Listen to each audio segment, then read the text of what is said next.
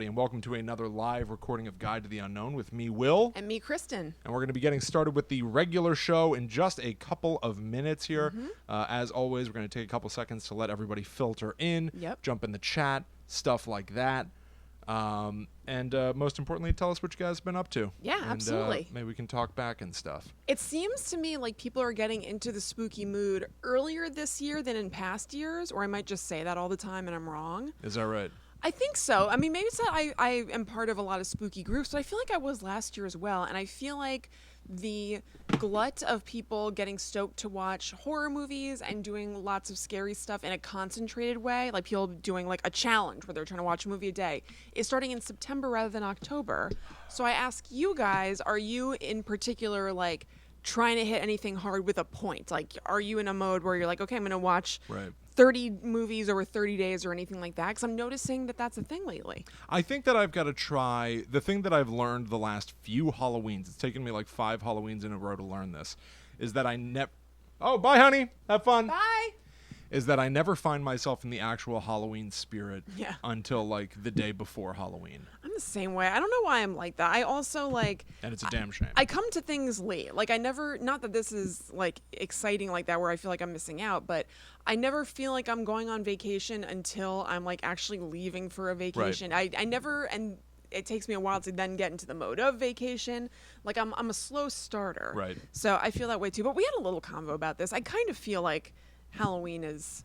I watch scary stuff and read scary stuff and all that like all year round. So I love...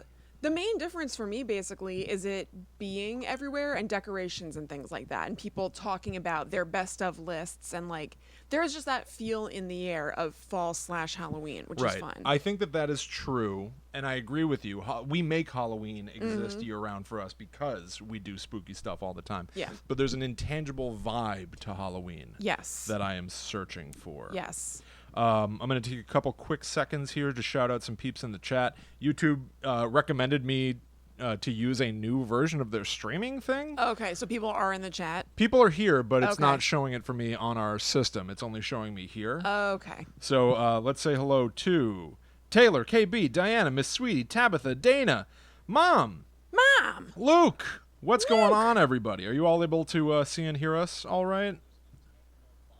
It certainly seems okay. I just want to double check. It was throwing me that YouTube's broadcasting software seemed different. Yeah, well, it looks totally different, and I just assumed that people weren't talking. Yeah, I don't know. But no, people are in there. All right, good. Well, good, guys. Yeah, exactly. You Halloween Glad to see ya. Creepazoids. Does anybody know what they're going to be for Halloween yet, or is it a little too early? Yeah. That's a question. Do you have any cause to wear a Halloween costume this year? Not really, but Allie and I already have decided what our costumes are going to be. What? They are... So, Wet Hot American Summer, there's the famous chef character. Yep. I'm going to be him. Excellent. Is she going to be a can of, like, mixed peas or whatever? No. Yeah. In Wet Hot American First Day of Summer, which was the Netflix TV show that they made out of it, they introduced that same character, the chef guy, but he looks 100% different. Yeah. And he's very buttoned down and preppy. She's going to be that version of him. Fun. So we're both going to be that guy, just at different times in his life. That's a fun costume. Yeah, I think that's going to be kind of fun. I like that. Well, Amy might have another Halloween party. I haven't heard confirmation or denial yet. So is that right? Okay. That could be a reason. Sweet. Yep. Where else am I going to go? Exactly. Do you have any designs on costumes? I haven't even thought about it at all yet, to tell you the truth. It is. I suck at costumes. There's plenty generally. of time. I mean, it's pretty far off. It just happened to come up the other day. Yeah.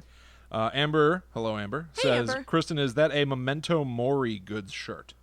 No, it's not. It is KWT Designs shirt. So you go to KWT, I think it's just KWTdesigns.com. It's Kimmy Talent. And this is from the Duluth Trading Company. I thought I recognized it. It's a black tee. Yeah. Yeah. Cool. Yeah. But I'll look at the chat later and I'll go check out what you just said, because if they have stuff like this, which I like, maybe I'll like their stuff. Yeah. Yeah, sorry, I don't know why the chat is being weird, but what can you do? Yeah, what are you gonna do? Why don't we go ahead and get started? Yeah. Right? May as well just go for it here. Yeah, totally. I shared it up already before. Perfect. So, Then we're in good shape. Yep. Okay. Did I just make my hair crazy? No, it's fine actually. No? Great. Okay. Yeah. Wonderful. All right, everybody. We're going to start the show. Thank you so much for hanging out. Please feel free to share that link to get other people in here. And we're going to say it a little bit on the show that we're about to record. Yep. But if any of you didn't already know, Kristen and I, we revamped the Guide to the Unknown Patreon.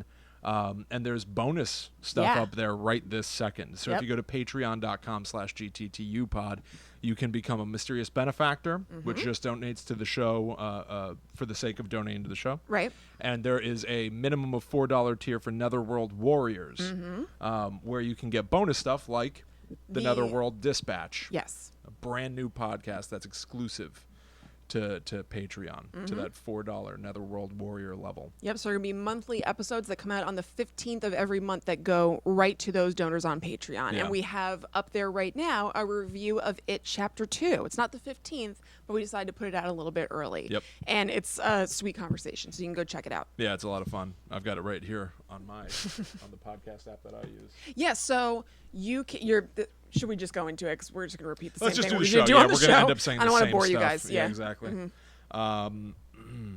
Okay. Sorry, I'm like obsessed with looking at our faces down here now. Oh, and yeah. Yeah. Okay. Here we go. Let's do the show. Okie doke. And great.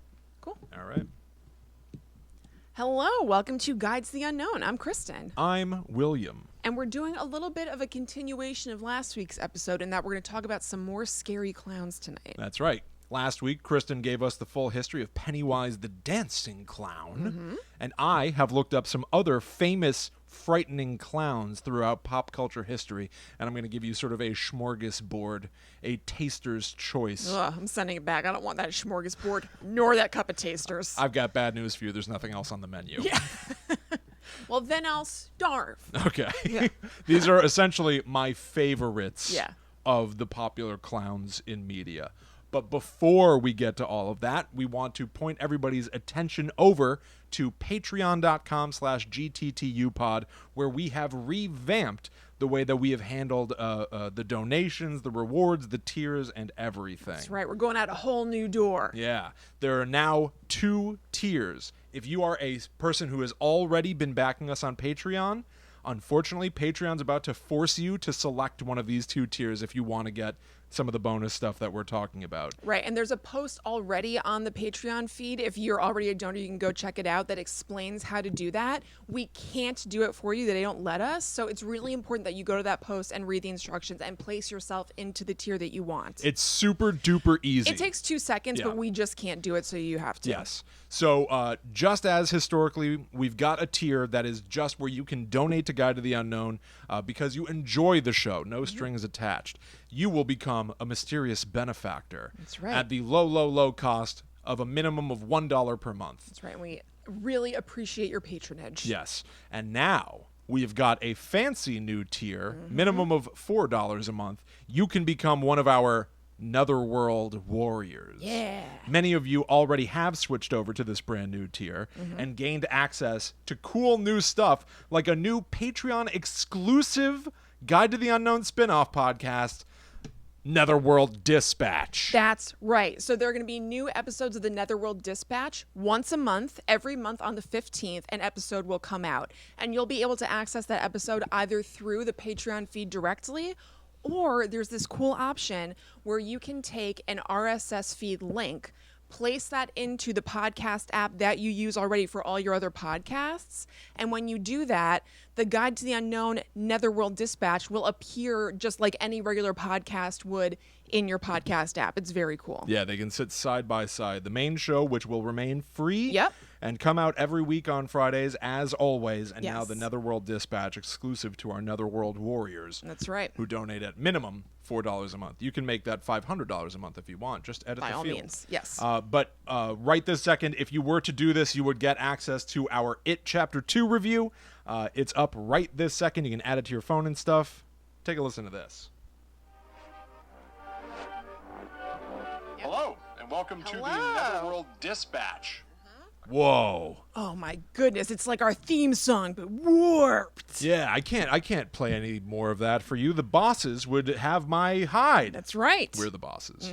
But so go check that out. That's patreon.com/GTTUpod. You can get the Netherworld Dispatch. You can get bonus stuff like Kristen and I played a horror game called Outlast. You can watch us play that. Watch us get scared because we actually got scared playing it. Yes, it scared the hell out of me. And we played it for a while. We weren't great at it. It was kind of lagging. So we were like, let's look up the plot of this video game so we kind of got the full story, but we can bounce. Yeah, so we did a bunch of stuff. Yeah, it was fun. Yeah, so go check that out right now. Thank you all so much to all who donate. Yes, if you've been truly donating to us all this time, thank you. Please remember to pick one of the new tiers.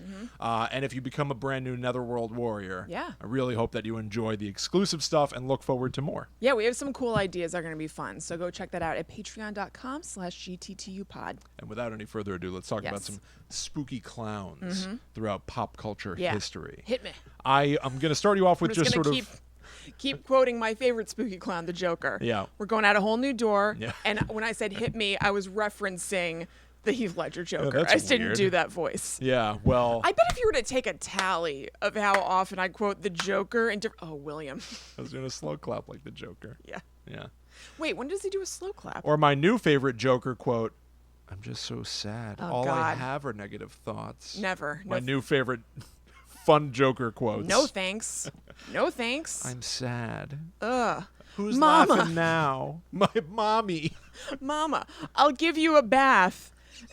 Even though you seem perfectly able to waltz with me. Yes, Frances Conroy doesn't need somebody to help her take a bath. She's more than capable. The new Joker movie is providing some of my favorite quotes. Mama, time for your bath. Can't wait to see it. Yeah. We'll talk about the Joker someday. I really don't want to see it. Anyway. So here are some famous clowns that I won't be talking about, but I do want to acknowledge exist. Yes. The Violator from Spawn, played by John Leguizamo. Ew. I've never seen Spawn, so this is unfair of me, I guess. But I understand what Spawn is, and it looks disgusting and upsetting, and I want no part of it. I remember there used to be action figures, like Spawn action figures all over. What was that DVD store in the mall that you patronized? Suncoast. Yeah. They had a lot of Spawn action figures. Suncoast was awesome. They had the movie Maniacs line of toys, which I finally ended up getting as an adult man-child. Yep. My Ghostface and my Blair Witch movie Maniacs Actually, line. that has a Spawn little ad in the bottom of it. Like, if I look up, it says Spawn. Oh, yeah, you're right. Spawn.com. Yeah, that's funny. Yeah. But that was a big deal. Yes. Yeah. So the Violator from Spawn, I know literally nothing about him. Maybe I'll look him up someday. Okay.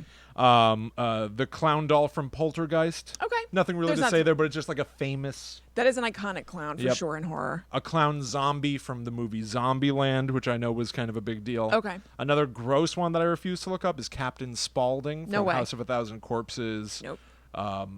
Devil's Rejects, which you had a DVD of in your bedroom when we lived together for some reason. I don't know. No, I've never seen Devil's Rejects. I know what you're talking about. Maybe a friend of yours brought it over. No. But possession is 9/10 of the law. I saw that you had it, and I thought less of you for it. No. I know what you're talking about. I must have gotten it.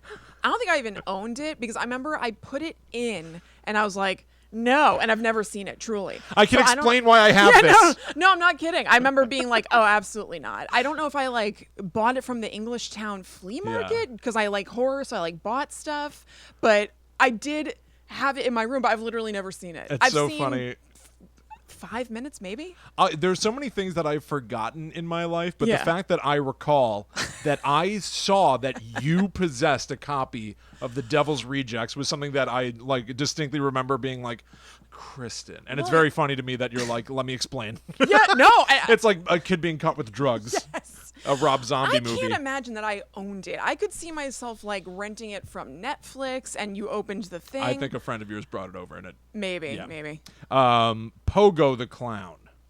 What? That's a name I remember, but I don't know who that is. John Wayne Gacy. Oh, of course. Yeah, who yeah. is famously remembered as a serial killer who dressed up like a clown. Yes. Here's the thing. He did not dress up like a clown when he killed people. Right. It was just that he was also a clown. He was so also it made a clown. It creepy. And from what I've seen, John Wayne Gacy infrequently dressed up like Pogo the Clown at all. Mm-hmm. But it was once he was behind bars, he used to draw pictures of himself as Pogo the Clown to sell them. Yes. So it became sort of a monetary thing. thing. And I've for seen him. some of those paintings live. They were at the Museum of Crime and Punishment in D.C., which is now defunct. Huh. That's also where I saw the weird infographic of Vincent D'Onofrio in an electric chair. Oh. You can see that if you go to our social media at GTTUpod everywhere. That's so funny. You were just talking about that. Yeah, I talked about it on some episode, and then I posted the picture of it. That's And so I tried weird. to get him to respond. I was like, so, remember the story of how this happened, Vincent D'Onofrio? And I didn't get anything. Respond to me, D'Onofrio. Yeah. I demand answers. There is a very popular clown from the last couple of years, a character called Art the Clown. Oh. Comes from a movie called Terrifier. Oh. Is a black and white clown with a long pointy witch nose and a Okay. little teeny tiny hat positioned on top of his head. Very popular, like, cult horror film. Like Pagliacci style? Yes. Are you going to talk about Crazy Joe Davola? Right there. Very good. Crazy Joe Davola as Pagliacci, and I even wrote weakness, Cherry Banaka. I'm not even kidding. I see. No, I it's almost literal. read it second. I decided to save it as the grand finale of this mini section. I'm sorry that I brought it out before it was time. Weakness. Weakness, Cherry Banaka. As if it was on his, like, trading card, you know? Stats. Or like when I was talking about like John the Killer or whatever his name was, that viral guy who's like Slender Man's cousin or something. Oh, yeah. Fred Josh the Killer? Nice Fred or something? Yeah, Mean Freddy. Mean Fred? I'm not sure, but he remember like there was a like villains wiki, Yeah. and it had strengths and weaknesses. and Yeah, the yeah, weaknesses, yeah. They were like very funny. Strength. Yes, that's right. It was Yes. like, doesn't like being told what to do. It's And like, yeah, like strengths were like drinking. Right. It was like, all right, a teen wrote this. We get it. I was. I remember it was like no, I drinking, know, you're right. partying. It's just so crazy. I know. I would count, by the way, that Crazy Joe Davola episode where he dresses up like Pagliacci. I would say that plays into my burgeoning interest and love of horror growing up because Yeah. we had that on tape, and that's a weirdly like somewhat serious sometimes and a little bit like threatening or tense episode of Seinfeld. It's Yes. funny to say, but it really is true. Like I can't think of another one where they have kind of like themes and beats like that. Like I don't want to Uncomfortable oversell moments. it whatsoever. It's still completely a comedy show, but like they have things where you're supposed to be like, oh, like I think the audience is like, Yeah, this is I scary. think. Doesn't he have a gun or something? And he's listening to to Pagliacci and crying. He's pumping iron, listening pumping to iron? Pagliacci and crying. But Elaine comes to his apartment and she sees that he has tons of pictures of her on the wall that he took with a telephoto lens. Yeah. She sprays him in the eyes with Banaka to get out of there. Then he's dressed up like Pagliacci. Is it to stalk Elaine because he knows that she's going to see Pagliacci? I think so, something like Or that. like to see Jerry because he knows he's gonna be at Pagliacci, he's gonna kick his ass or something. Because I don't know know. that they're a little like one of the things that the audience goes like ugh about is that on the way some street toughs are talking to Joe Davola in his Pagliacci outfit, and they're like, "What are you doing, clown? Right. Oh, you're such a loser, clown!" And he It's like the end of the movie It, Chapter 2. yeah. And he like fully ends them. He like karate kicks them and stuff. And you're like, oh, this guy is like violent and scary. Yeah. And then so he comes up to Elaine and Jerry in line for Pagliacci. That is it. He wants to catch them together or whatever. And the clown, he's being weird, and they don't know who it is yet. And then Elaine's like, "Do you smell that? It smells like cherry Yes. banaka." And she's like, "Oh my god!" And then I don't remember how he's dispatched. I don't know. I don't remember how he's dispatched, but like Yeah. they know that they've got to get out of there basically Yes, because And I used to watch it all the time. I mean, we used to watch Seinfeld all the time anyway with like VHS tapes of it. But that was one that I would go back to and I'm like, ooh, I want my fun Seinfeld, but with a tinge of horror. so weird. know. Yeah, and then he corners Kramer. Yes. And he goes, "Did you ever like the circus?" He's like, "No, I was always afraid of the circus. I was He's so good. scared of the clowns." It's like smiling to himself, but like, and then Joe Davola goes, "You still afraid of clowns?" yeah. And the audience laughs, but it's not No, funny. it's unsettling. It's a very- real weird very episode. odd. But yeah, Joe Davola, Crazy Joe Davola as Pagliacci made the list. All right, let's get into some deeper dives. And again, Yeah. these are going to be sort of like, I'm going to give you a variety of topics grab bag. here. So we're going to start with, again, what I think might be a big one and might be for a lot of people out there, a nostalgic horror clown character. And for a lot of people out there, this might have been one of their first forays into horror. Let's talk about Zeebo the Clown from Are You Afraid of the Dark? Oh, okay. Yeah. That is Yeah. a total classic one. This is episode 2 of Are You Afraid of the Dark that gets into Zeebo the Clown. It is called The Tale of Laughing in the Dark, which which is an odd name. It's a good name. I like that. It's a good name. Yeah. But it's a weird... The Tale of Yes. Laughing in the Dark? Yeah. Was it always the tale of? I think so. I think, I think like so. Friends, like the one with. Yeah, because it's Are You Afraid of the Dark is all the kids Right. sitting around a campfire and going like, I submit for the approval of the Midnight Society. They throw sand on the fire so it sparks up. The Tale of Laughing in the Dark. There's a haunted house at an amusement park. The haunted house is called Laughing in the Dark. Legend has it that there's a clown statue at the end. So you walk through this entire thing, and then a clown statue pops out. And it's a clown that is supposed to be based on a real person.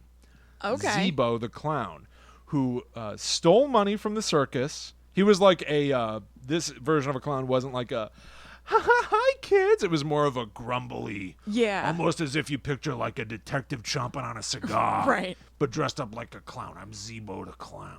I think I might have skipped this episode because my clown discomfort is like from when I was a kid. Maybe this is very iconic. Yeah, I know. So I can. Did he have like green pants or something? I think so, like green and red striped pants or something like that. I maybe? can picture him because it was iconic, and like I would watch reruns of Are You Afraid of the Dark and everything, but I don't know that I ever actually watched this episode. Huh. Okay, that seems possible to me, especially if you were. So I don't weirded know out by this. it. Yeah. So Zeebo, the human clown, stole money from the carnival and hid inside Laughing in the Dark, accidentally burning down the building with one of his cigars. Boy. Now, so now there's this clown statue in its place, and there are these kids that are daring each other to go in. Like, go in Laughing in the Dark. It's so scary in there. No, you go in. Real quick, it's weird that there's a clown statue because that makes it sound like it was like erected to the memory of Zeebo the Yes. Clown, and he was like not a good dude who burned down this building. Right. Well, that's Yeah. where it's like kind of like appropriate for like a kid's ghost story Sure. thing, because like kids would come up with a legend about this clown statue. Yeah. It couldn't possibly be based on a real story. Yeah. Spoiler alert: within the confines of this, it is based on a real story, and Zeebo appears to Okay. have been real. It's fine. It's tricky. But there's a carny who works at the circus or the carnival, and he goes, "Pick the right door and you'll go free. Pick the wrong door and there he'll be." Ooh. So it sort of warns you that Zeebo might be there. One kid dares another to steal Zeebo's clown nose to prove that he's not scared. He does it and taunts the dummy as he leaves. He tells it that he hopes he can still smell his stinky cigars without his nose. That's awesome. It's I a bet he really won't be great able little to smell kid thing your to say. stinky cigars now. Zeebo wants his nose back. Cigar smoke starts to appear wherever the kids go. That's fun. And one night, the delicious stew one of the kids was microwaving is replaced by a bunch of cigar butts. At least he was microwaving it, not like scary stories to tell in dark and just eating a cold stew from the fridge. Eating a toe. Yeah. This is very the big toe. Uh-huh, Where's my toe? But yeah, so he puts a stew in the microwave. When he opens it, there's smoke billowing Probably out. smelled terrible. But A it's bunch of disgusting, pungent cigar butts. That's bunch scary. of microwaved cigar butts. Yeah. It's decently scary for a kid thing, you know, Sure, without there being absolutely. any like real threat of violence. It's Right. just like, ew, what's happening? Yeah. There's also a Z written in some spilled pudding on the floor. How? That's awesome. I don't have any answers for you. A voice on the phone says, "Give it back." The kid calls a friend to accuse him of pranking him. "I know that you put all those cigar butts in my microwave and wrote a Z in pudding on the floor." On the phone, a third voice comes in and says, "Give it back or I'll come upstairs and take it." Ooh, come upstairs. He's so I'm already downstairs. downstairs. Yeah, the extrapolation, not that you have Yikes. to extrapolate very far, Yeah, but the yeah, yeah. implication is clear. Like, it's not just a threat that I'm going to come and take it. I'll come upstairs and Yeah, take I'm it. already here. I'm in your house. Yeah. A purple balloon inflates from under his bedroom door. He, like, ran to hide. Yeah. And this balloon inflates from under the door, and when it fully inflates, written on the balloon, it says, "Give it back." Excellent. The kid brings Zeebo's nose along with a bunch of cigars. In contrition? Yes. Did like his dad have cigars that he took or something? I think so. That's really funny. And so he offers the nose back to Zeebo the Clown and gives him a box of It's like- cigars. Yes. Please leave me alone.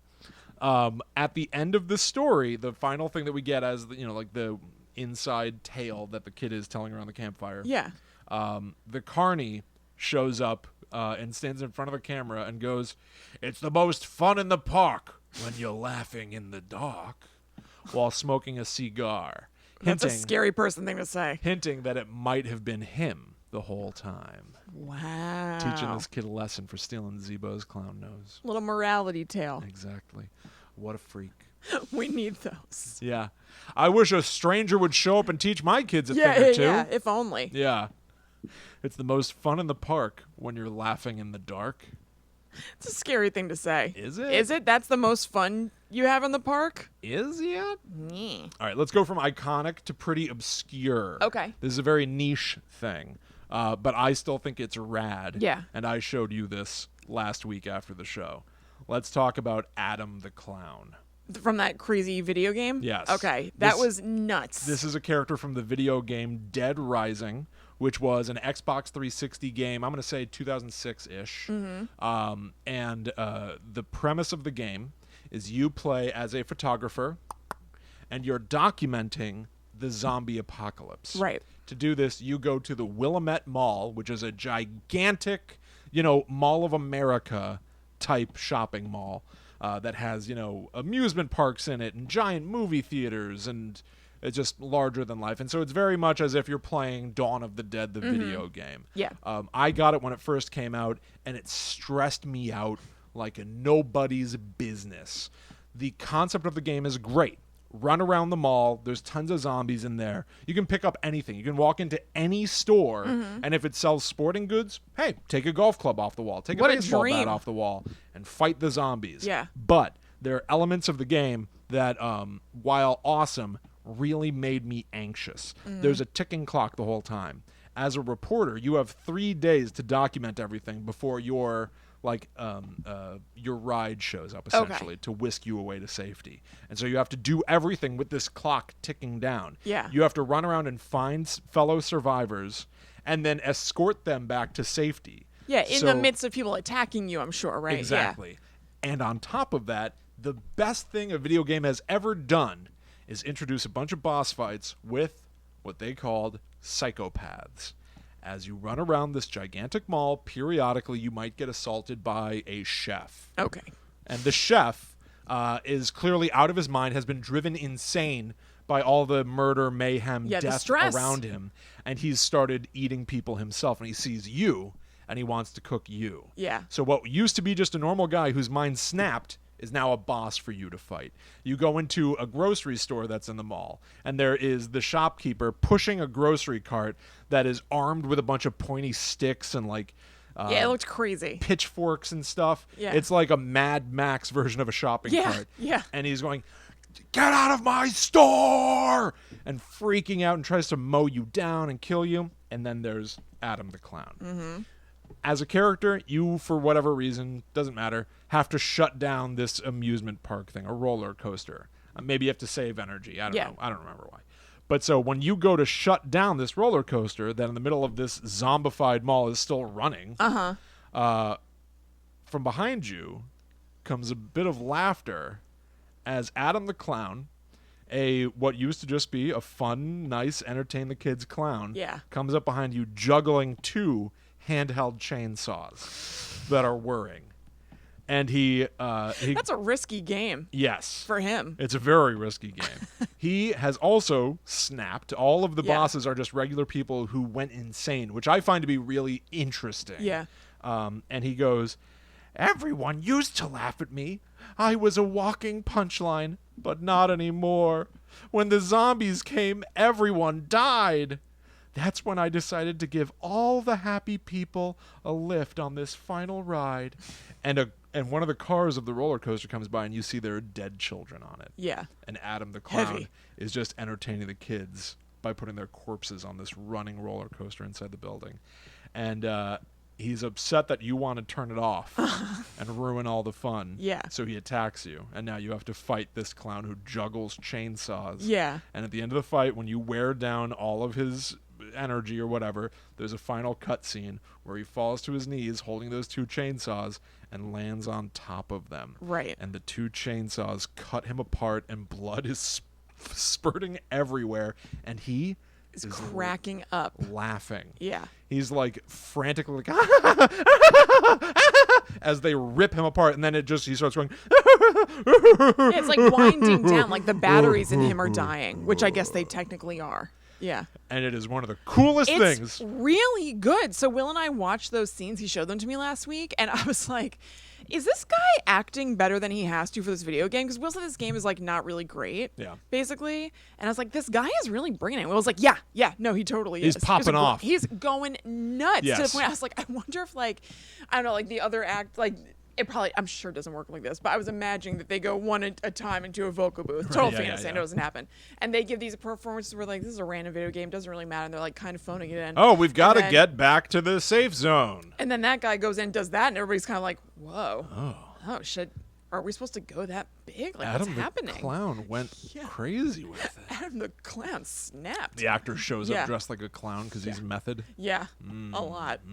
Or flip side, he goes for it, and then he's embarrassed when he realizes everybody else didn't really phone it in. I mean, that they did phone it in. He's like, oh, boy. Like, I didn't need to prep this much, did I? Yeah, I went too far. I'm the overachiever. Yes, exactly. I'm the Hermione Granger of Dead Rising. I brought an apple to the teacher here. Exactly, yeah. Dead Rising is an awesome concept for a game. Yeah. It's very fun. The psychopaths. It looked really cool. They've made several of this game. There are like dozens of psychopaths. It's very fun to look them up. I strongly advise everybody look up the psychopaths in Dead Rising. They almost play like several short films of people losing their mind in the zombie apocalypse. Yeah. And in a future sequel, Adam the Clown's brother, Evan the Clown, shows up and gets revenge for you having killed his brother, and it's far less interesting. But what can you do? What can you do? You can't win all the clowns. No, you can't. Another video game, another obscure one, then we'll get back to some bigger stuff. There's a game that I play called Dead by Daylight that I find to be very fun. 4 human survivors run around in a map. A 5th player controls a murderer. So that person might be playing as Michael Myers, who's walking around trying to kill the 4 human players who have to do a number of things to escape the level. Yeah. One of the characters that they added is a big fat clown guy. Similar kind of deal as Zeebo the Clown. He's almost like a cigar chomping kind of gross guy. I guess it's pretty easy. You know what I mean? It's kind of like an easy stereotype that's unsettling. Right. Like a big kind of gruff guy acting like somebody's supposed to be a big, like ebullient guy. Yeah, exactly. You know? Yeah. Somebody being understated and having like no energy. Yeah. But Dead by Daylight, one of the notable things about it, if you've ever played the game, is that it has like tons of lore to it. Almost everything you do in the game comes accompanied by like several paragraphs of descriptions. The levels, all the characters, they all have backstories and stuff. So I decided to look up what is the backstory of this clown killer, because otherwise it's not like he has a personality in the game. Yeah. But so I found out that they have a surprising backstory that is almost like just a realistic portrayal of a serial killer in a strange way. His name is Kenneth Jeffrey Hawk Chase. That's a lot. That's one too many names. Jeffrey Hawk, I think. They put it in as if it's a nickname. I think it's just an alias he eventually went by. His real name is Kenneth Chase. Okay, gotcha. But Jeffrey Hawk was another name he went by. Yeah, that's a weird way to phrase it. Yeah. So his backstory is that as a kid, he used to collect feathers he would find on the ground. And he would put them in a cigar box. This escalated to wanting to get fresh feathers. So he would poison birds, then choke them to death, and then pluck one of their fresh feathers and put it in the box. And then he realized, why would I even want any of those earlier feathers I just found on the ground? Those are fake. So he gets rid of all those, and he starts his new collection of fresh material. Look, as far as like animal murder goes, which I'm obviously not behind, that's a very cool idea. Isn't that great? Yeah, it's great. That's why this made the list. This easily could have just been something that I wouldn't. That's a very cool backstory. About, but it's very interesting. He escalates from there to small animals. If people are out there interested in true crime, this might be familiar to you as part of the McDonald triad of things that a lot of serial killers have done in their younger days. And so at one point, I think it was his father, finds his cigar box. And he opens it up, and from far away, young Kenneth Chase sees his dad looking through the box and pulling out all the new fresh feathers. Pause. And then eventually a human finger. And realizes, I've got to skip town. So it's clear he had been escalating from birds to small animals to eventually humans. and he runs away now. That's very good. And he joins the circus. And this sort of nomadic lifestyle of being a clown in the circus, where he's pretty successful, enables him to be able to lure people away, kill them, and take one of their fingers as a trophy. And then move on. So he's not really hanging around the crime scene. Exactly. Eventually, one of his victims escaped, and he was essentially outed. The circus turned on him, and he was forced to flee. Here's a quote from from Dead by Daylight. I got this from the Dead by Daylight wiki. Since then, he has roamed the country, a parasite who could always be found at a carnival or circus, who would never be seen on any playbill. Ooh. Isn't that great? That is great. He would be a clown at the circus, blending in as normal. Yeah. But there's no documentation of him being part of the circus anywhere he goes. Right. Now he's just a roaming madman looking for victims. That's very good. It's very good. Part of the underlying premise of Dead by Daylight is that there is the entity who takes people into his own realm. And these realms are essentially the levels you play in the game. Okay. All the killers are people who committed atrocities in life that the entity has plucked and taken to the entity's realm to participate in some of these trials. And all the humans, I think, are just unwitting survivors placed there. So every killer there has to have done something particularly gnarly. Okay. And for this killer, Kenneth Chase, essentially, he just continues to travel. He has one of the horses that he stole from the circus, and at some point he finds... a clown on a horse. I know, it's weird. Yeah. And he finds himself in a bit of woods that he does not recognize at all, and he has essentially stepped into the entity's realm. But he feels more at home here than he has anywhere else in his entire life. So he sets up camp and waits for his first visitor, meaning any one of us, any one of the players who are going to come in and try to escape. So then as a player, at some point, do you happen upon like a clown at a campfire, basically? You do. There is Dead by Daylight is really very, very fun. It's very repetitious. I played a lot with our pal Bobby Kester. I played a lot with Mike Costa. Yep. And it's all centered around, like, all the survivors will be sitting around a campfire. And if you play as the killer, you're watching them from far away. And then in the individual levels, you'll get sort of context about what this world is like. And so for the clown, you will find sort of a almost like a circus caravan. Yeah. So there will be like trunks and stuff, and his horse is in the level. Cool. And stuff. And yeah, I mean, the funny thing is, like, this is all backstory that has no bearing on the game, what I just told you about. Right. Within the confines of the game, he's just a big lumbering guy that can, like, throw clown bombs. Like, it's, you know, it's just as outlandish as any video game has ever been. Totally. But the backstory is so meticulously thought out. And what really made it stand out to me and make this list is the fact that they considered not only what is good and spooky for a horror video game, but what is oddly kind of a true, albeit exaggerated, but true representation of, like, a serial killer. Right. And what is a logical progression of events to turn you into somebody who kills people because they like it.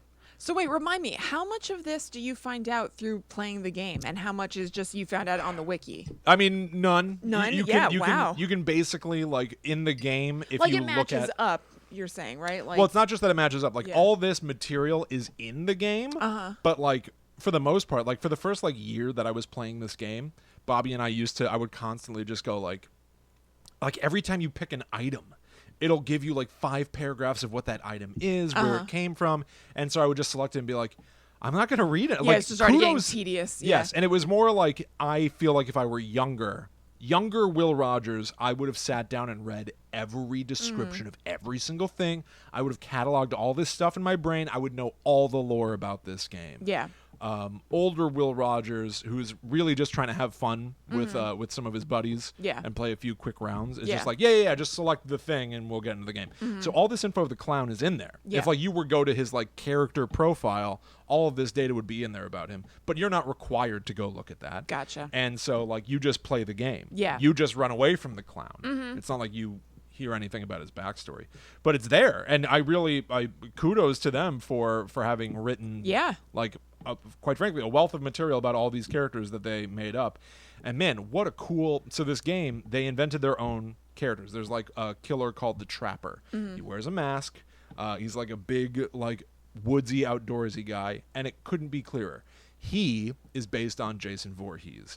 But they were making a video game where it would be cool if they could have Jason Voorhees, but they can't afford that IP, so let's just make something that's like Jason Voorhees and put him in the game. The game got so big and so successful, in addition to their own original characters, which have some similarities to famous iconic horror characters, they have now added to the game Leatherface, Michael Myers, Freddy Krueger, Jigsaw, Ghostface. They have real movie monster characters in addition to the ones that they invented for this, because the game's been so successful they've been able to license with other companies. That sounds awesome. It's very fun. Real quick, what are we working with for Jigsaw?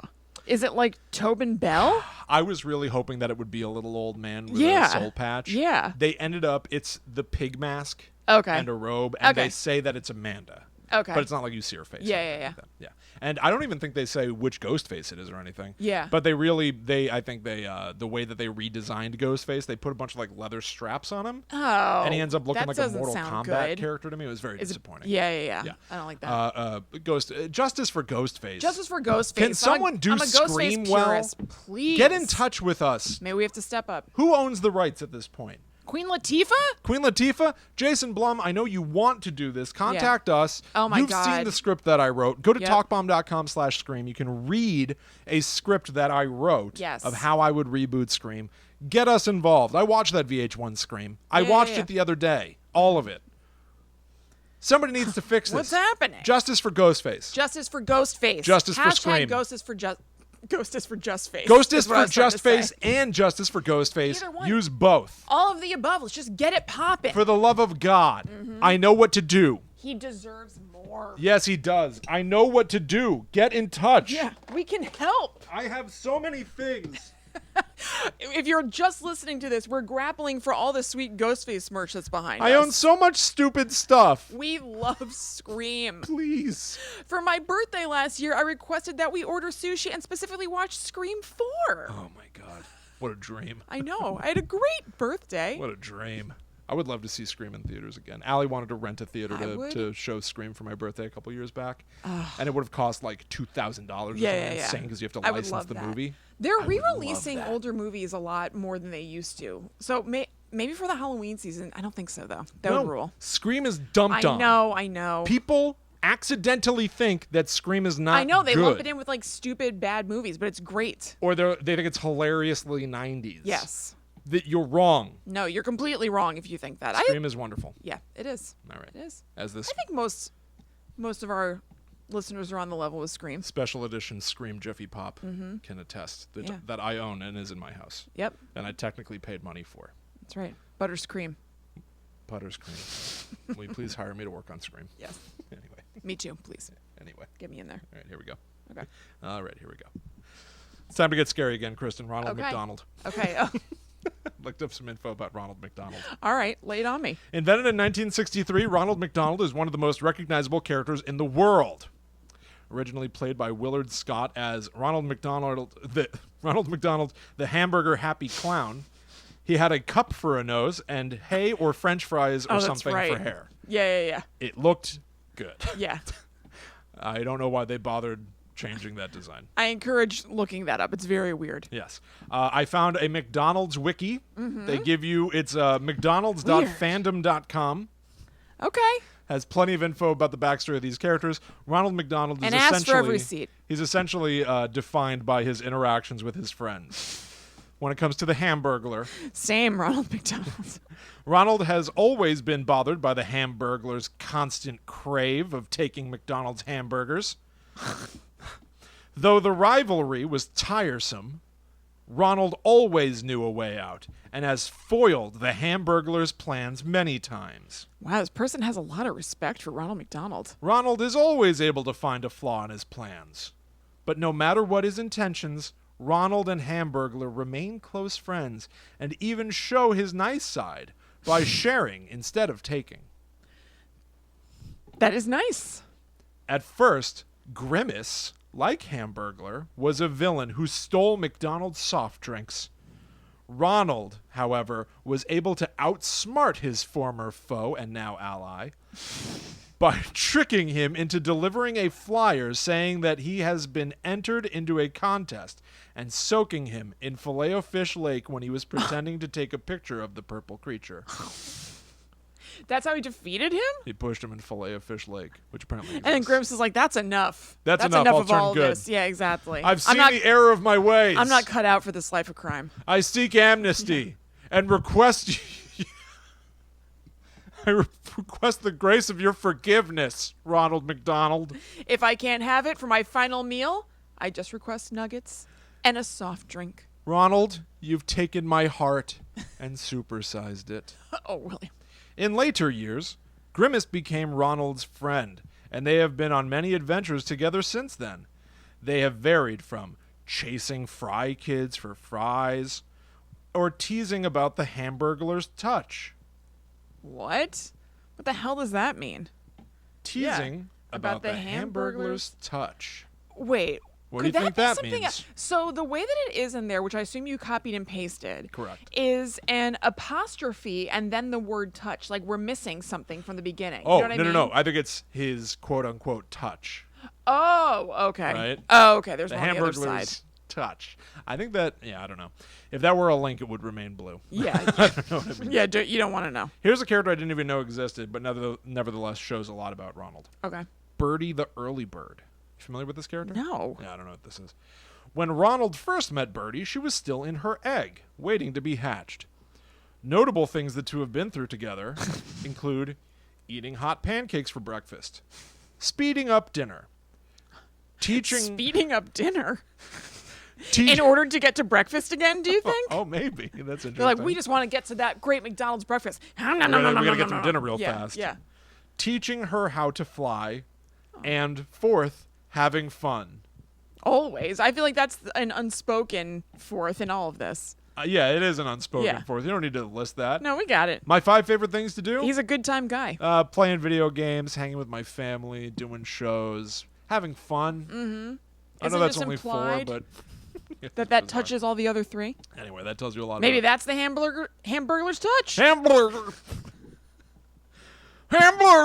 That's the Hamburglar's touch. Everything he touches turns to fun. Yeah. Yes, it does. Mm-hmm. All right, the last one that I've got for you. Although, why don't I just say this one? I hate it.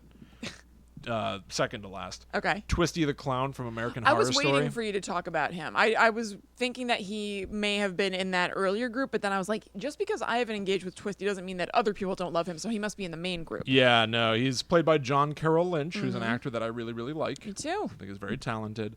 Twisty the Clown is a big, dirty clown because American Horror Story is terrifying. He wears a fake plastic smile on his face because Twisty the Clown tried to kill himself with a shotgun and blew his lower jaw off, and now that's full of maggots, even though he's alive, Ew. question mark. Uh-huh. And he scares people by taking off his mask, but really he's just a nice guy who wants to entertain kids and wants to keep kids safe from their mean parents.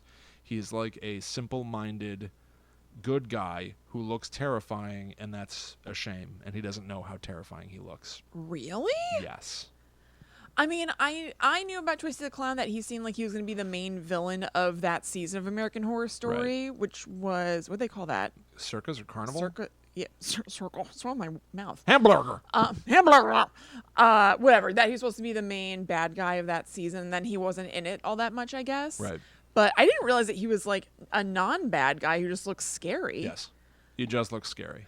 You said it, but I'm this is throwing me because I didn't know. So wait, he's not trying to scare people. So let me get this right. Birdie the Early Bird likes to have fun. Going back. And speeds up dinner. Yeah. So why is he wearing the scary mask again? Because he doesn't have a bottom half of his face, so he put that smile on. Okay, and then what is the occasion then for him to remove it and scare people?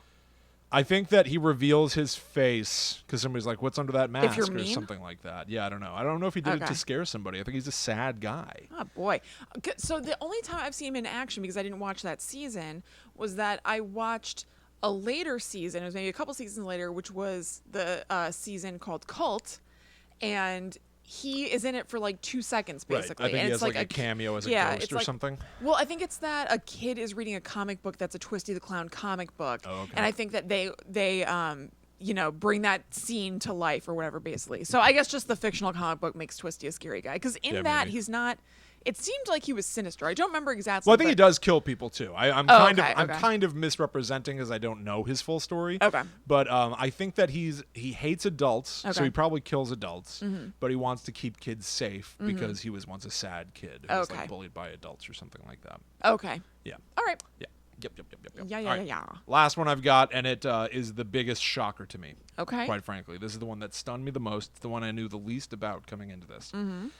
Killer Klowns from Outer Space. So we had a couple of people reach out to us about this after the episode last week, just saying like, oh, have you seen Killer Klowns from Outer Space or whatever? And interestingly enough, actually, last week's episode, not unlike the Dear David and Greg thread sort of thing, last week's episode was supposed to be Scary Clowns umbrella with me talking about Pennywise and Killer Klowns from Outer Space, and then Will talking about all this stuff. Yeah. But then when I was researching Pennywise, I was like, this is enough for an episode on its own, I think, and I'm not going to do Killer Clowns at all. And Will picked up the slack. Yeah, and it seems like it's a good thing. It's definitely a good thing. There's a reason I saved this for last. What a stunner. Okay. Apparently, I think I've seen this before, but I don't remember it. Apparently, I don't remember seeing it. We were just watching that apparently kid video. I think that I saw this on VHS when I was like 10. Okay. And I remember hating it and people telling me that it was awesome, but I was also friends with people that watched a lot of like, not to cast aspersions. I know, because here's the thing. I've never seen this before, but definitely people I hung out with were very into it. Yeah. And I knew what those people liked otherwise. I also wonder if those people are responsible for the Devil's Rejects being in my room. Possibly, because the thing I'm dancing around, and I respect anybody who likes it. Of course. Young Willie didn't. Bunch of wrestling VHS tapes and stuff. Yeah. I don't need this. I am pretty sure I saw this movie and I completely forgot everything about it. Okay. I assumed that this was a big piece of crap. And I'm not saying it's not. Right. But like a fun one, maybe? Certainly a lot more fun and far more thought out than I ever would have expected. Okay. It's made by the Chiodo brothers. Oh, okay. Who you may not know, that but name you've sounds seen their familiar. work. Yeah. They're special effects artists. They're behind Large Marge from Pee-wee's Big Adventure. Oh, okay. They're behind like doing like really cool inventive special effects that stick with you. They've done a ton of things that you know. Okay. One of the main characters of this movie is named Mike Tobacco. Okay. The problems start there. Two of the other characters are brothers who drive an ice cream truck with a clown head on top. Okay. We're not at the good part yet. You don't say. A bunch of alien clowns. This is clown with a K, by the way. Yes, of course. Killer Clowns. Another reason why I've resisted this movie. Did researching it make you want to see it now? 100%. Yeah? Okay. I kind of have to watch this now. I watched a bunch of clips online. It was great. Really? Yes. I'm shocked and like worried for my own well-being and health. I'm telling you, people were reaching out being like, you got to check out Killer Clowns. It was great. So they're aliens. They come down from outer space. Their UFO looks like a circus tent. Okay. Okay. That's fun. Here are some of the things that happen. Well, first of all, here's the overall what their goal is, and then I'll describe to you some of the individual things that happen in this movie. They come down from outer space. They look like giant Muppet things. It's not like a human in a clown suit. Okay. It's like when they do those full-body Muppet costumes where, like, what's his name? Sweetums? Oh my God! Yes, I do. Sweetums from the Muppets.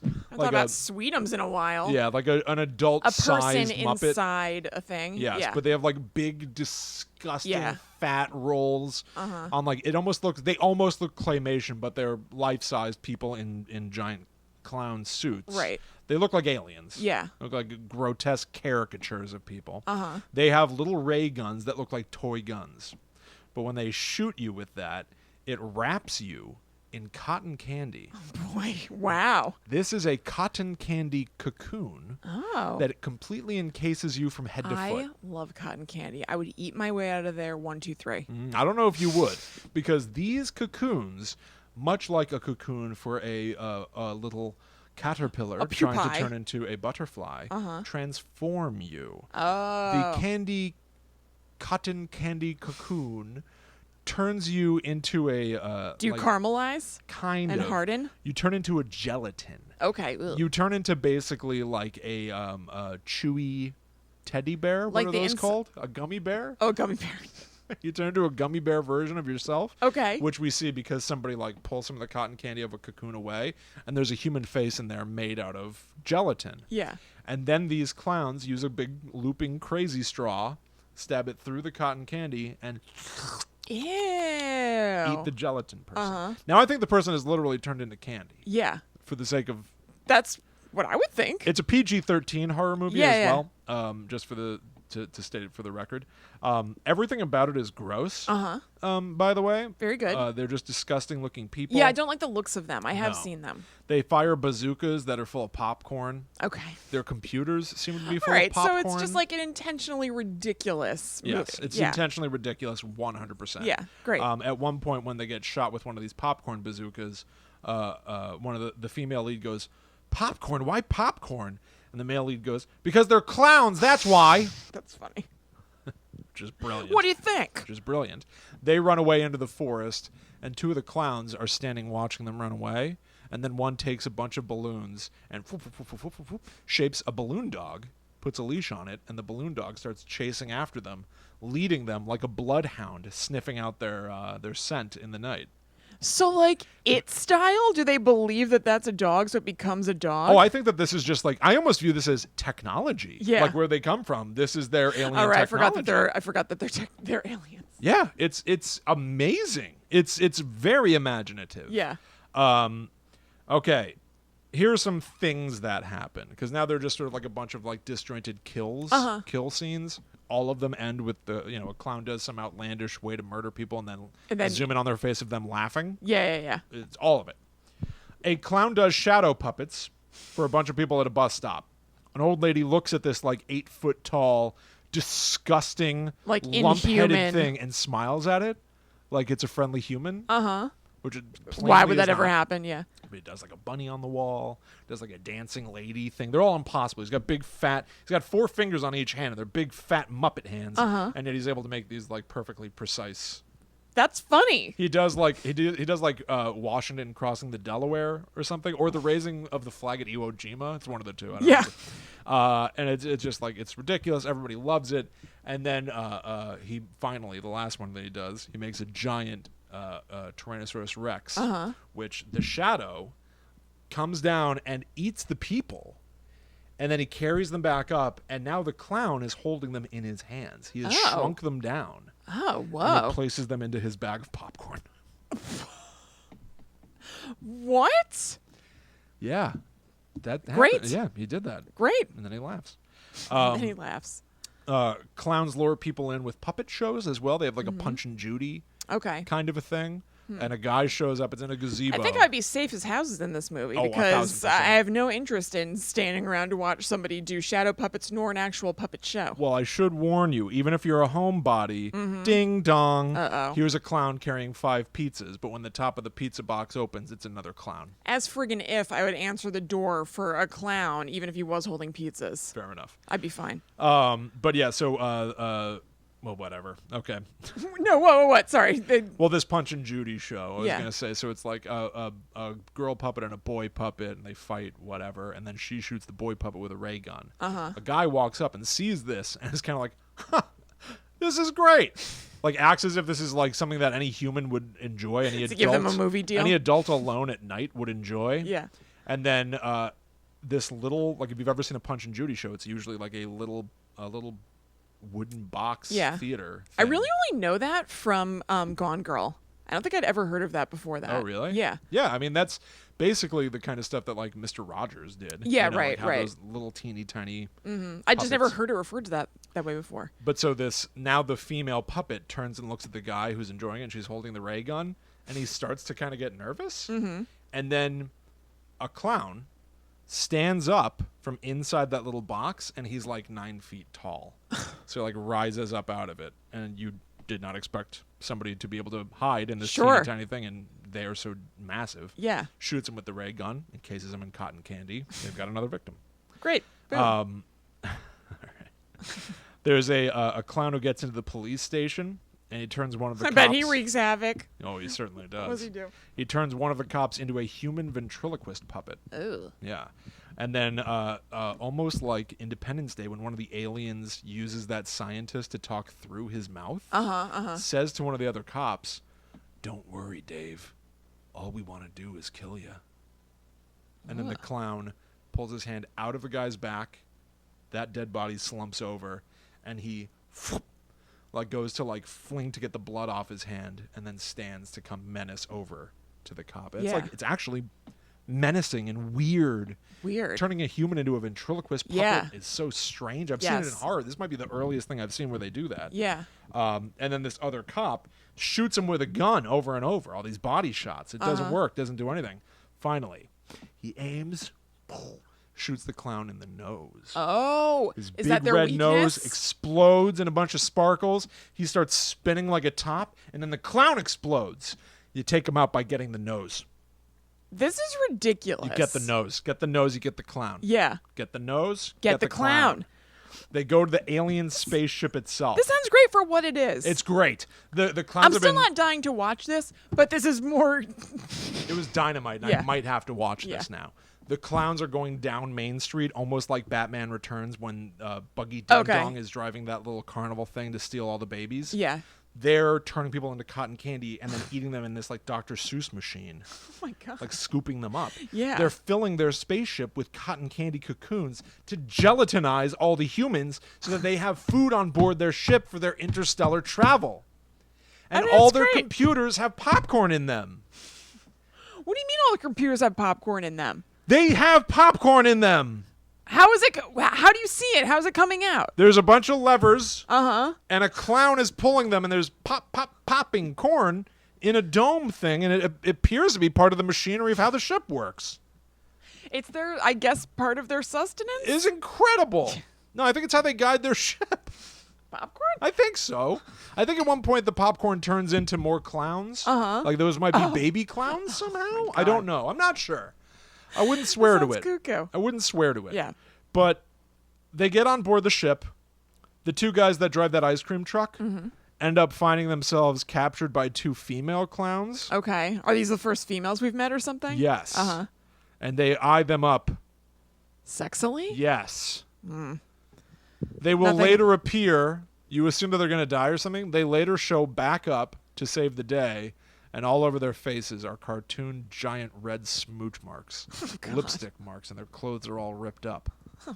So the lady clowns didn't even attack them and make them cotton candy cocoons? I don't think They so. just smooched on them? And Ladies, ripped their clothes. look, do what you want to do, but Yeah. surprised to hear that you're not, I don't know, joining in league with your other murderous clowns. Don't know what the hell Maybe, was going on yeah. there. Don't know. Yeah. Don't know. They have a lot of heart, I guess. The main characters are attacked by a gigantic, like 20-foot tall clown whose name is like Jojo, whatever. The clown. Jojo the Clown, sure. He's a big marionette guy, and he's able to like pick up that ice cream truck and throw it around. He's that massive. Yeah. They blow him up. They shoot his nose. He blows up. Yeah. Which blows up the spaceship. Okay. Oh, okay. Wow. So he was kind of like a proxy for the spaceship? Yeah, I guess, or maybe most just his important explosion guy? in the spaceship set off a chain of events that blew up the spaceship. I don't know. Yeah. Either way, the heroes are back on the ground. They survived it all. Plus, they got some cool smooches out of the deal. They did, and dun-dun-dun-dun-dun, they get hit with pies, and the movie ends. What? Did they explain who hit them with the pies? No. Previously in the movie, somebody got hit with pies and it disintegrated them. But when the heroes get hit with pies, it just goes to the credits, so I assume they're normal pies. Yeah. That sounds like more fun and goofier and intentionally stupider than I thought. I was shocked. Yeah. It's very creative. I was originally really, really happy when you were supposed to be researching this. Uh-huh. I was really bummed when I realized, like, well, I gotta. Yeah. We can't do a spooky clown list and not have creepy Right. killer clowns from outer space on it, even Right. though I don't know what it is. I know people love it enough. Yes. Screw it. All right, I'm going to look it up. Started reading the Wikipedia and was like... You start laughing this is involuntarily like the weird. clown was infecting you? Yeah, I started clown madness. Yeah. But reading the Wikipedia, I kind of was like, this is so outlandish. I bet it's lame. Uh-huh. And I looked up a bunch of clips, and I was enchanted. It is stupid. Of course. Yeah. But it was very clever, full of lots of energy, and I am bewildered. Well, one of the listeners who emailed in about it said that she had a friend who wrote a paper on Killer Klowns from Outer Space, and it did very well. Mindy wrote it and told us that. Is that right? Yes. It is I would be curious to read that paper. Yeah. Send that in, Mindy. Yeah, she wrote. It was a friend in college wrote a paper on it in film analysis class, and she remembers that she compared it to Frank Capra movies. It was just weird, but she got a good grade on the paper. I honestly, there was a surprising amount of detail and thought that went into Killer Klowns from Outer Space. You know what? Good for them. This might sound like a ham-handed transition, but I assure you, it's genuinely what I thought at first. Okay.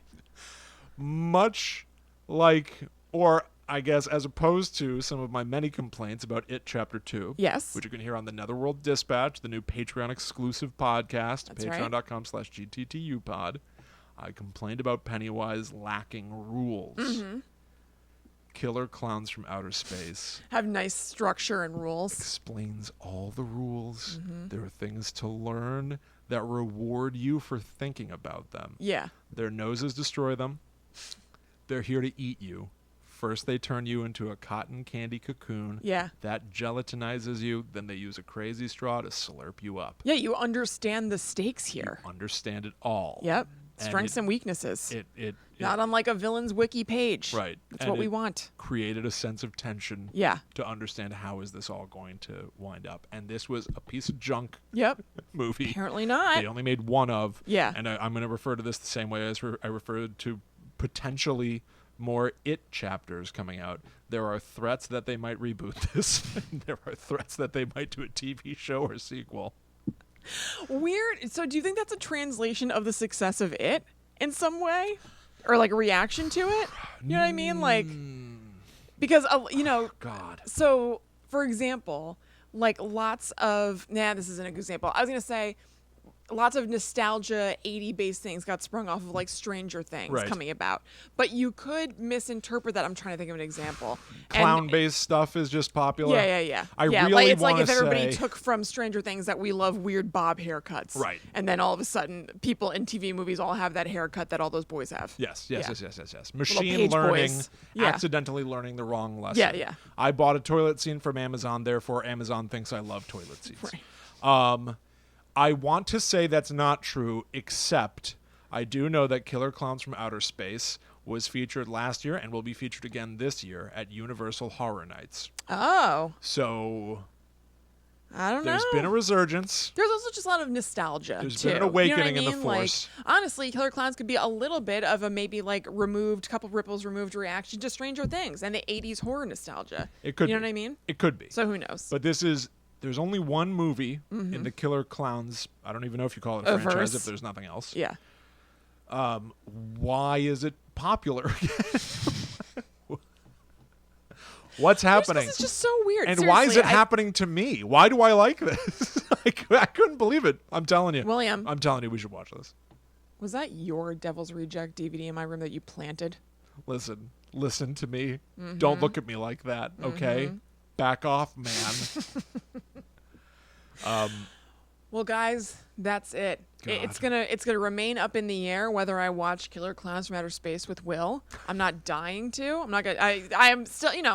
I'm a little impressed by this whole story and everything, but it still doesn't seem like something I really want to watch. Maybe if there's a big outcry and you guys want us to watch and talk about it on Patreon. Yeah, exactly. You know what? That's a great. If you guys want that, let me know. One thing that I would really love to hear from people out there: what kinds of stuff would you like to see or hear us tackle? Send in your requests for things that we could do for the Netherworld Warriors on patreon.com/GTTUpod. Movies to watch, games to play, topics to discuss. Totally. Send it all in. I would love Yes. to see what you folks out there would like to have us tackle. Absolutely. Killer Klowns feels like a big contender. This might just be something that I personally gun for. But All right. I mean, I can be swayed. I'm not, I would love to have some backup. It's not like my nightmare or anything, but We're going to have to twist her arm pretty hard, folks. It's just not in my downtime. I'm not like dying to see that now. But yeah, sure, I'll do that. Yeah, fair enough. Yeah. All right. Well, thank you all so much for hanging out with us. Yeah. I think that's a wrap for Guide to the Unknown for this week. That's right. But yeah, one last call to to action. Yeah, absolutely. Head over to patreon.com/GTTUpod to check out our new tiers and get in on our new bonus episodes of the Netherworld Dispatch. Yep. Existing patrons, don't forget to pick a tier. Otherwise, Patreon's going to leave you out in the cold. Right. That's just the way that they operate. Those posts that contain like the bonus episodes just won't appear for you unless you put yourself in that tier. So make sure you do that. Yes. Thank you all to everybody who had been donating really generous amounts. Totally. Our tiers are still set up so that while there are $4 minimum for Right. another World Warrior, you can enter whatever amount you would like. Yeah. We really appreciate anything that you offer. We really, really, truly do. Thank you. And for everybody out there, please follow at GTTUpod on all social media to stay up to date with all the spooky news going on in the world throughout the week. Yep. You can go to facebook.com/groups/GTTUpod to join the Facebook Secret Society to chat with other people who watch or listen to the show. And hey, you can also talk to Kristen and myself. Why not? I'm at Chillin' Kristen on Instagram and Twitter. I am at The Myth Traveler. So thank you all once more for hanging out with us. We will see you next week for more spooky goodness. But until that time comes, we must travel. Back to the Netherworld go we. Bye. Ka-chunk! Ka-chunka. Ka-chunka! Ka-cha! Chaka-chunka. Ka-cha! Ka-cha! All right, show me. What's going on, everybody? I'm sweating. Yeah. So if you have anything It you got want us to warm address here in the again. live chat, please copy and paste it so that we can see it. I can only look at it on my teeny tiny phone. Don't read my credit card. What? Oh. Don't read those digits. Don't do. It's only the last 4. Aren't those 4 important? Oh, yeah. But, you know. Chrissy says, "Oh my God, will you play Dead by Daylight? I have friends who play and are always looking for people to play with." I think the game is super fun. I like it. It's a shocking good time. It sounds cool. You've told me about it, and my friend Heather, I think, plays it and is super into it. Yeah, It all the sounds matches are cool. like pretty fast. It's great. Yeah. People talking about Stephen King movies, I think. Cool. Amber says there was a health food store near me when I was a kid called Zeebo's. I was terrified of it because of funny. that episode. That's really funny. Got to stay away from the health store because Yeah. of Zeebo the Clown. Yeah. I love that. Diana says, "I would love to lose brain cells watching this." I believe you mean Killer Clowns, yeah. Lose brain cells is right.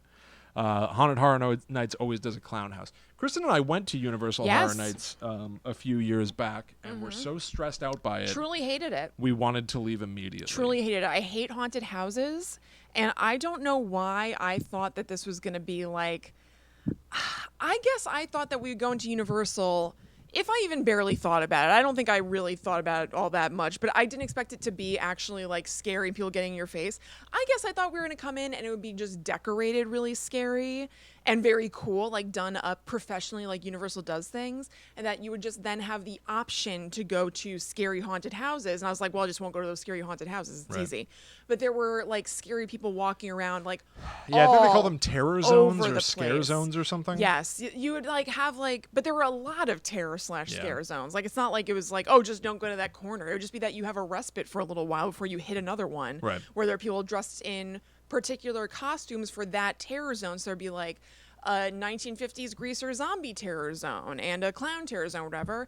And then it's like a haunted house, but you're walking around the park where people just get in your face or whatever. And I hate that kind of thing. There's also bad timing. I had just gone on a Harry Potter ride that I Yes. was afraid I was going to fall out of. Yeah. That was rough. And it made me feel physically ill and dizzy, and I like didn't have my bearings. Yeah, that was a weird, like It that was- part of the trip was weird because that happened to you, which is way worse than what I'm about to I thought I say. was going to die. No, that sounded really scary. I'm a big fat guy, and I was crammed into this little roller coaster, which is my mistake for even getting on it. And the bar came down. No, it's not your mistake for getting on it. It's their mistake for not making roller coasters that can accommodate all kinds of bodies. Well, I was just popping off about this to Ryan. But I am a big fat guy. So what? There are lots of big fat people. And by the way, fat as an adjective, not a judgment. Yeah, fat is fine. I'm a great big fat person. No. Can I get in a roller coaster? No, but it's and they so said stupid yes. But that they in so this the day bar and age. Okay, go ahead. the bar came down and locked in place, and then a guy came along. He's like, "That doesn't seem like it's locked tight enough. Do you feel secure?"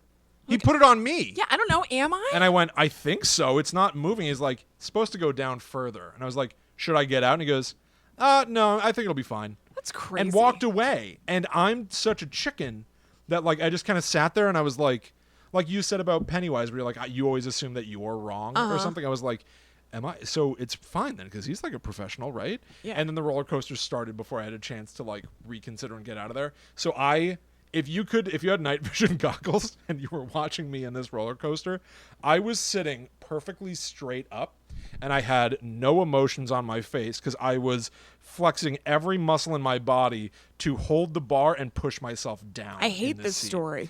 And- You're here fine with me, and this story makes me OG. And the roller coaster took such plummets and was rocking around corners. I'm not kidding. Every time we took a corner, I imagined myself the car going on a sharp corner and me just going whoop and flying out of the top of it. And so like even when we like finally came to a stop, I was just rigid, like I had rigor mortis, frozen to the seat. I had survived, and from that moment for the rest of the night, I felt sick and dizzy. I felt drunk. Yeah, you said you felt high. When I came to meet you guys, you're like, I feel like I'm high. I think I was almost having an anxiety attack. I'm sure you were, William. That's really scary. My heart was pounding. I think I was having an anxiety attack, but I didn't know what was happening. You don't know what's happening. And yeah. then we went you're to just horror exhausted nights. after that. Then we went to horror nights and we left after like 20 minutes. And we had paid and waited for our tickets. William. We were in there for a while. We were? Yes. Because Allie understandably wanted to get her money's worth. I know, and you and I both were like, let's not see any of the attractions. We just walked around that little street. We didn't go into any of the haunted houses. No. But we were there for like a while. It was brutal. It was brutal. I really think... And we had flown in that day, I think. I think we had so. just gotten there. Yeah, I think so. Yeah. I hadn't really thought about it till now. I think I was probably having a panic attack. William, I'm sure you were. That's really scary. Panic attacks aren't always necessarily like... horrible. On TV or whatever. I'm sure you were. It was awful. I felt horror. I will never get on a roller coaster again. Oh, no. For the rest of my life. Well, we're talking about Will being a chicken. I hate roller coasters and all that kind of stuff. I'm a major. I don't like any scary stuff. No. So I thought that perhaps this dragon ride was the kind of thing, because I know there is some ride in Harry Potter world that is like it's kind of chill, where you're just kind of like in a seat and they zoom you around a little bit, but they're just kind of showing you stuff.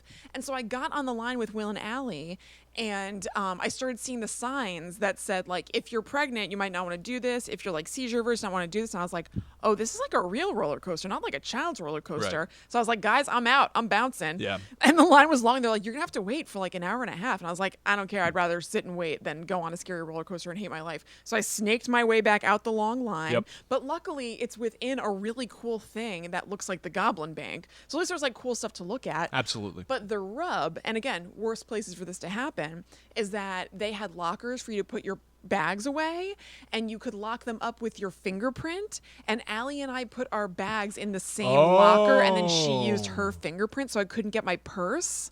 So I didn't have any money or my phone or anything. Yeah. And so I just had to, and I didn't want to wander too far because when you guys got out, then we'd have no way to get in contact. Right. So I'd like just walk like very little distance, but then come right back to home base so that I could see you guys. So it was like a very weird start to the trip. Two dorks. Major dorks. Rogers kids at a theme park can't handle it. Real fun. Can't handle it at all. No. Remember we walked through Hogwarts, the roller coaster lines, just to see all the stuff, and then we left. Yes.